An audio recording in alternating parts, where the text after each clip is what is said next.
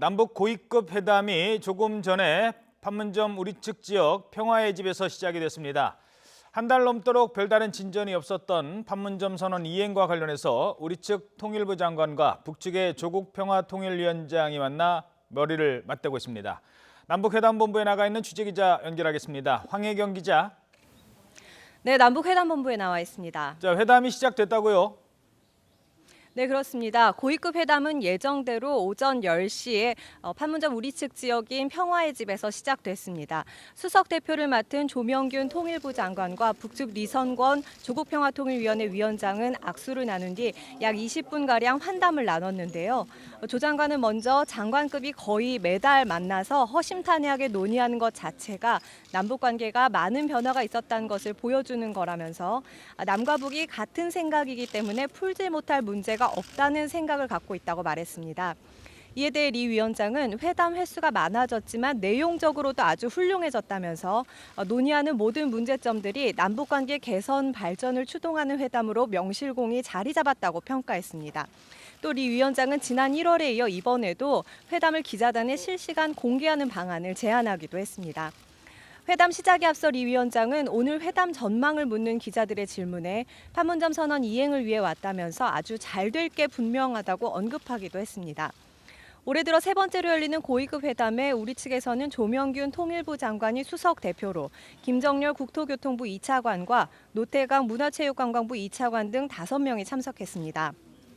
또 북측에서는 리선권 조국평화통일위원회 위원장을 단장으로 김윤혁 철도성 부상과 원기로 체육성 부상 등 5명이 참석했습니다. 또 오늘 회담에서 남북 산림협력과 관련한 논의가 진행될 경우 우리 측에서는 교체 대표로 산림청 류광수 차장도 참여할 예정인 것으로 알려졌습니다. 자, 한동안 북측이 취소하면서 이게 전망도 어려웠는데 어렵게 재개된 오늘 회담 어떤 얘기를 할 것으로 보입니까? 네, 오늘 회담이 기본적으로 판문점 선언 이행을 위한 회담인 만큼 판문점 선언에 언급된 사안들 위주로 논의가 진행될 것으로 보입니다. 이와 관련해 조명균 장관은 판문점 선언 가운데 시기적으로 임박한 6.15 남북 공동 행사라든지 8.15 이산가족 상봉을 위한 적십자 회담 일정, 남북 공동 연락사무소 설치, 체육회담, 군사회담 등을 일정을 잡는 사안에 대해 중점적으로 논의할 예정이라고 밝혔습니다. 리선권 위원장도 판문점 북측 지역인 통일각에서 있었던 북미 실무 협상이라든지 싱가포르에서 열릴 북미 정상회담과 관련해서는 자신과 상관없는 일이라며 오늘 회담은 전적으로 판문점 선언 이행을 위한 것이라고 말하기도 했습니다.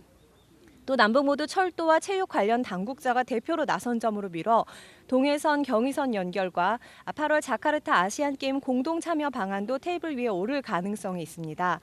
하지만 관심이 높은 남북 경협 문제와 관련해서는 북미 간 비핵화談判이 여전히 진행 중인 만큼 본격적인 논의는 대북 제재 완화 이후에나 가능할 전망입니다.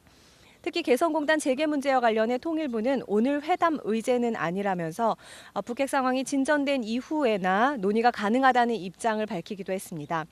또 오늘 회담에서는 그동안 북측이 지속적으로 문제를 삼았던 탈북 여종업원 송환 문제나 한미합동 군사훈련 등이 제기될 가능성도 있는데요.